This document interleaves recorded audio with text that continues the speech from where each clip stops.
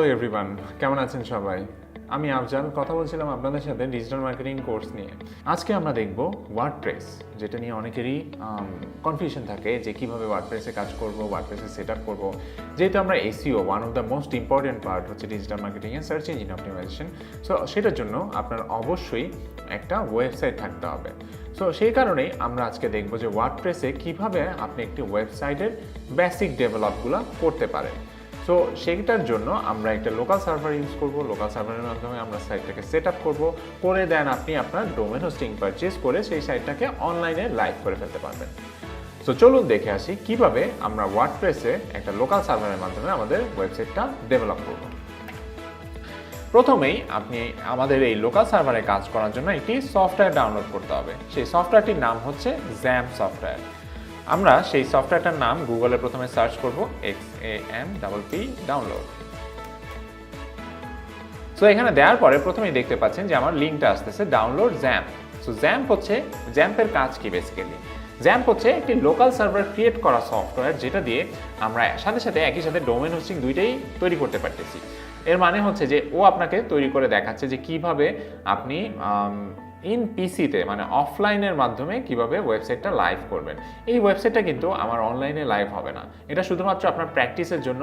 আপনি এখানে ওয়েবসাইটটাকে সুন্দর করে নিজের মতো করে ডেভেলপ করবেন, করে দেন আপনি সেটাকে ডোমেন হোস্টিংয়ের মাধ্যমে পারচেস করে ফেলবেন। সেক্ষেত্রে দেখা যাবে ইজিলি আপনি একটা সুন্দর ওয়েবসাইট নিজের মতো করে ফ্রিতে ডেভেলপ করতে পারতেছেন, করে দেন আপনি সেটাকে লাইভ করে ফেলবেন।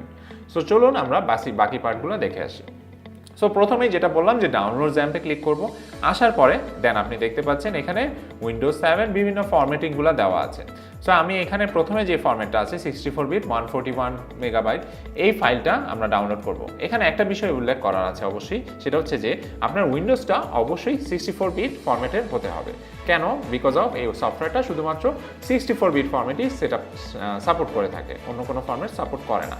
এবং আপনি চেষ্টা করবেন যে লেটেস্ট ভার্সনের একটা উইন্ডোজ ইউজ করতে 64 বিটের ক্ষেত্রে। সো আমি এটা ডাউনলোড করব, করে ইনস্টল করব। সি ড্রাইভে যেভাবে আমরা ইনস্টল করি, ইনস্টল করার পরে আপনার এই সফটওয়্যারটা এরকমভাবে দেখাবে আপনি যখন সফটওয়্যারটা রান করবেন। রান করার পরে আমি এখানে দেখতে পাচ্ছি যে অ্যাপাচি, মাইএসকিউএল, ফাইলজিলা, মার্কারি, টমক্যাট, তিনটা অপশন। সো আমাদের বেসিক্যালি অ্যাপাচি অ্যান্ড মাইএসকিউএলের কাজ লাগবে। সো অ্যাপাচি অ্যান্ড মাইএসকিউএলের মাধ্যমেই কিন্তু আমার ডোমেন হোস্টিংগুলো রান হয়, বাকিগুলো আপনি ফাইল শেয়ারিংয়ের ক্ষেত্রে ইউজ করতে পারেন। এখন আমার এখানে দেখেন ডান পাশে হচ্ছে স্টপ এবং স্টার্ট বাটন আছে, অ্যাডমিন, কনফিগ, অনেক কিছু আছে। সো আমাদের এত ডিটেলসে না গিয়ে আমরা জাস্ট কীভাবে বেসিকগুলো দেখা যায় সেটা দেখতেছি। সো আমরা অ্যাপাচি আর মাইএসকিউএলে স্টার্টে দেখার পরে এখানে আপনি স্টার্ট ক্লিক করবেন। করার পরে আপনার দুইটা বাটনই যখন এই অ্যাপাচি অ্যান্ড মাইএসকিউএল স্টার্টে ক্লিক করবেন, আপনার যদি কোনো ধরনের প্রবলেম না থাকে সফটওয়্যারে, এটা অটোমেটিক্যালি গ্রিন হয়ে যাবে, যেমন আমার এখানে গ্রিন দেখাচ্ছে। এখন এখানে একটু কনফিউশন আছে, সেটা হচ্ছে যে অ্যাপাচি মানে জ্যাম্প সার্ভার এবং স্কাইপের মধ্যে একটা কনফ্লিকশন তৈরি হয়। সেটা কেন? বিকজ অফ ওরা সেম পোর্টের মাধ্যমে ডাটাটা ট্রান্সফার করে থাকে। যেমন আমরা এখানে দেখতে পাচ্ছি অ্যাপাচির পোর্ট হচ্ছে 80,443 এবং মাইএসকিউএল 3306। সো আমি চেষ্টা করব যখন কোনো করতেছি, আমার যদি একই সাথে স্কাইপ এবং জ্যাম সার্ভার চালাতে হয়, আমি শুধুমাত্র একটা চালাবো যদি আমার প্রয়োজন না হয়। এখন অনেক সময় ক্লায়েন্টের রিকোয়ারমেন্ট অনুযায়ী আমার দুইটাই চালাতে হতে পারে যে স্কাইপে কমিউনিকেট করার জন্য। তখন আপনি এই পোর্ট নাম্বারটা জাস্ট চেঞ্জ করে দিবেন। সেটা কিভাবে? সেটা করার জন্য আমরা কনফিগে ক্লিক করব, দেন অ্যাপাচি, HTTP ফাইল, দেন আমার কন্ট্রোল F, দেন আমি এখানে 80 লিখে ক্লিক করি। করার পরে দেখবেন যে সার্ভার নেম লোকাল হোস্ট, এখানে দেখতে পাচ্ছেন 80 ফরম্যাট। সো আমি এখানে 80 জায়গায় জাস্ট 81 দিয়ে দিব, তাহলেই হয়ে যাচ্ছে। সো আমার 81 দিলে সেটা কি হচ্ছে যে দুইটা পোর্ট আলাদা হয়ে যাচ্ছে, তখন আমি স্কাইপ এবং জ্যাম সার্ভার দুইটাই ইউজ করতে পারবো। এখন আসি সফটওয়্যারের পরে আমরা কিভাবে এটাকে রান করব। সো সফটওয়্যার যখন সাকসেসফুলি রান হচ্ছে এবং আমি এই দুইটা অপশন অন করে দিলাম, দেন আমি ওয়েবসাইটে চলে আসবো। ওয়েবসাইটে এসে লিখবো local host, LOCALHOST, localhost/dashboard, DOASBOARD।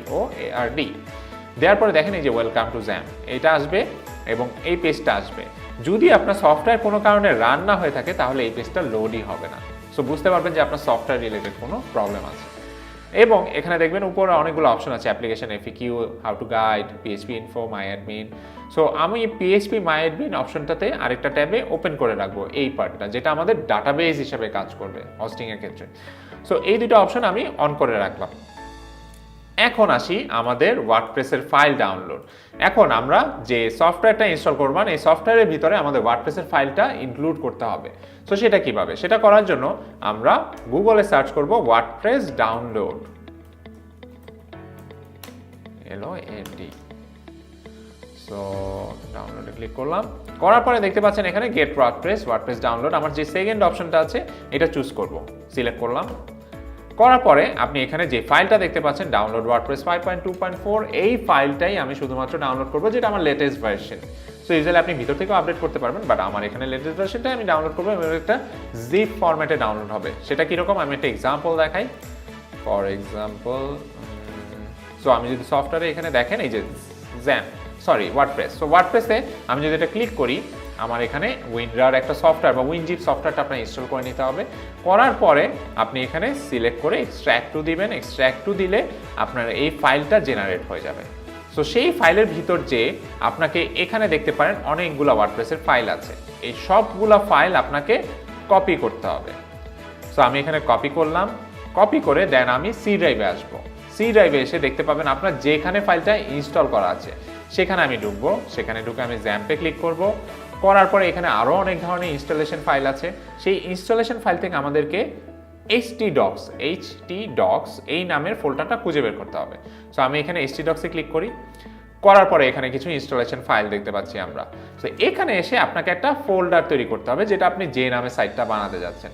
So আমি এখানে অলরেডি দেখেন ডিজিটাল মার্কেটিং লিখে একটা ফোল্ডার তৈরি করে রেখেছি এবং সেই ফোল্ডারের ভিতর আমার যে ফাইলগুলো ছিল সেই ফাইলগুলো আমি পেস্ট করে দিব, বা যেখান থেকে কপি করেছি এখানে এসে পেস্ট করে দিচ্ছি, যে সেভ করে দিচ্ছি। তাহলে কি হচ্ছে, আমার ওয়ার্ডপ্রেসের ফাইলটাও এখানে চলে আসতেছে। সো ওয়ার্ডপ্রেসের ফাইল যখন আপনি এখানে কপি পেস্ট করবেন, দেন আপনার এখানে এসে আপনার আরেকটা ট্যাব আমরা ওপেন করব, লোকালহোস্ট LOCAL লোকালহোস্ট / যে নামে দিয়েছি একদম এক্স্যাক্ট হুবহু নামটা হতে হবে। সো আমি ওটা দিয়ে ব্রাউজ করে দেখি। সেই ক্ষেত্রে প্রথমবার যদি লগ ইন করতে চান কিছুটা সময় লাগবে। সো আমার যদি সাকসেসফুলি কোনো ধরনের প্রবলেম না থাকে সেক্ষেত্রে দেখা যাবে যে ডিরেক্টলি আমার সাইটের সেট আপ পার্টটা চলে আসতেছে। সো দেখেন আমার এখানে সুন্দর মতো আমার ওয়ার্ডপ্রেসের বেসিক পেজটা চলে আসছে, ঠিক আছে। সো এই ছিল বেসিক্যালি ওয়ার্ডপ্রেসের বেসিক সেটআপ, যে কিভাবে আপনি একটা লোকাল সার্ভার বা সফটওয়্যারের মাধ্যমে আমার ওয়েবসাইটটাকে তৈরি করব। সো আমরা পরবর্তী পার্টে দেখব কিভাবে আপনি ওয়ার্ডপ্রেসের এই লোকাল সার্ভারের মাধ্যমে মানে জ্যাম সার্ভারের মাধ্যমে কিভাবে আমি বাকি পার্টগুলো আমার সাইটের নেম, ইউজার নেম, পাসওয়ার্ড দিয়ে আমি আমার ব্যাক প্যানেলে যেতে পারবো। সো ততক্ষণ পর্যন্ত আমাদের সাথেই থাকবেন। ধন্যবাদ।